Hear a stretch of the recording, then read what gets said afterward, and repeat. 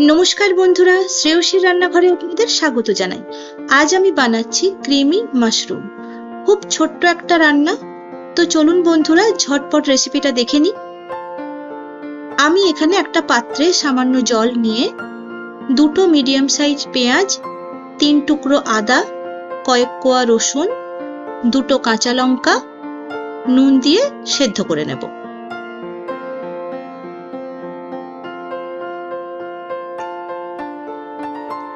জলের পরিমাণটা এমন দেব যেন পেঁয়াজটা সেদ্ধ হয়ে জলটা শুকিয়ে যায়। এরপর এটা ঠান্ডা করে এর একটা স্মুথ পেস্ট আমি বানিয়ে নেব। অন্যদিকে কড়াইতে আমি একটু বাটার দিয়ে দিলাম। কড়াইটা একটু বেশি গরম হয়ে গেছে, তাই বাটারটা কিন্তু একটু কালো হয়ে গেল। কড়াইটা সামান্য গরম হলেই কিন্তু আপনারা বাটারটা দিয়ে দেবেন। এরপর আমি কিছুটা রসুন কুচি এবং কাঁচা লঙ্কা কুচি একসাথে দিয়ে দিলাম।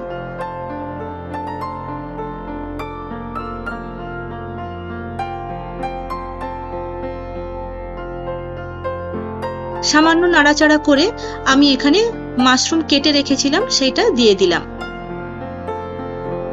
বাজারে দু রকম মাশরুমের প্যাকেট পাওয়া যায়, একটা ছোট প্যাকেট, একটা বড় প্যাকেট। তো আমি বড় প্যাকেটের এক প্যাকেট মাশরুম ভালো করে ধুয়ে পরিষ্কার করে কেটে এখানে দিয়ে দিয়েছি। আমি আরো খানিকটা বাটার দিয়ে দিলাম, আমার মনে হলো বাটারটা একটু কম হয়েছে তাই আরেকটু দিয়ে দিলাম। কিছুক্ষণ নাড়াচাড়া করলেই দেখতে পাবেন মাশরুম থেকে অনেকটা জল বেরিয়ে এসছে। এই জলটা কিন্তু পুরোটাই শুকোতে হবে।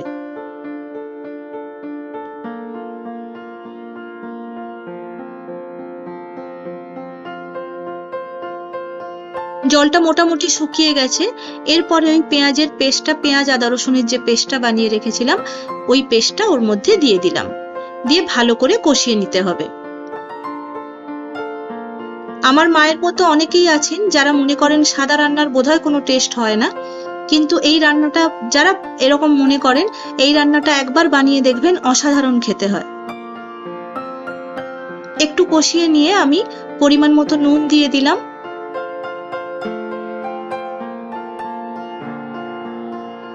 এক চামচের একটু বেশি চিনি দিয়ে দিলাম, একটু মিষ্টি মিষ্টি হবে খেতে।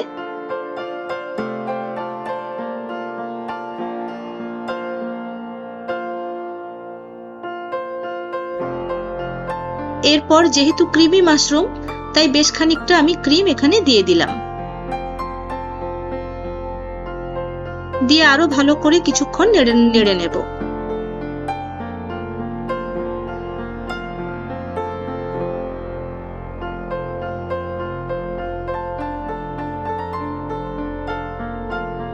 মাশরুমের অনেক রেসিপি খেয়েছেন, কিন্তু যদি এটা একবারও বানিয়ে না থাকেন তাহলে একবার বানাবেন, আমার বিশ্বাস যে আপনি বারবার বানাবেন।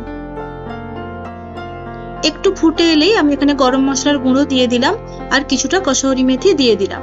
কসুরি মেথিটা একটু হালকা রোস্ট করে নিয়েছি, কিন্তু গুঁড়ো করিনি।